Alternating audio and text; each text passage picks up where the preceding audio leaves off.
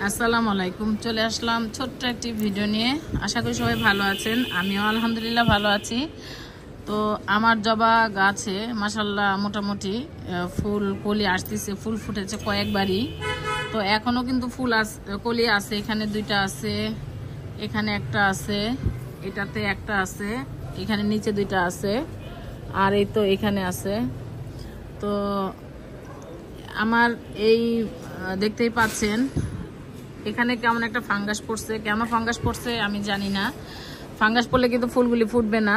যদি কেউ জেনে থাকেন এটা থেকে কিভাবে মুক্তি পাবো, যদি জেনে থাকেন অবশ্যই কিন্তু কমেন্ট করে জানাবেন। তো মাশাআল্লাহ অনেকগুলি কলি আসছে একসাথে, হয়তো বা 3-4টা ফুল ফুটবে কিনা আমি জানি না। অনেকদিন ধরে কলিগুলি আসছে কিন্তু ফুলগুলি এখন ফুটতেছে না এই ফাঙ্গাসের কারণে। যাই হোক, যদি কেউ জেনে থাকেন অবশ্যই জানাবেন।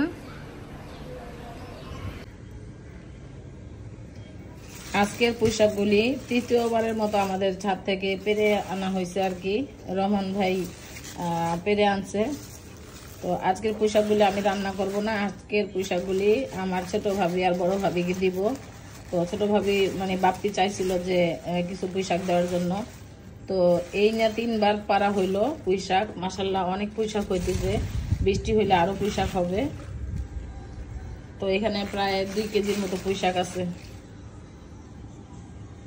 মাশাআল্লাহ মাশাআল্লাহ। নাচো মা, নাচো মা, নাচো। বেলটু বেল মাথা চাইরে না, চাবি দিলে ধরে না। চিনু পাখি, আমার চিনু পাখি।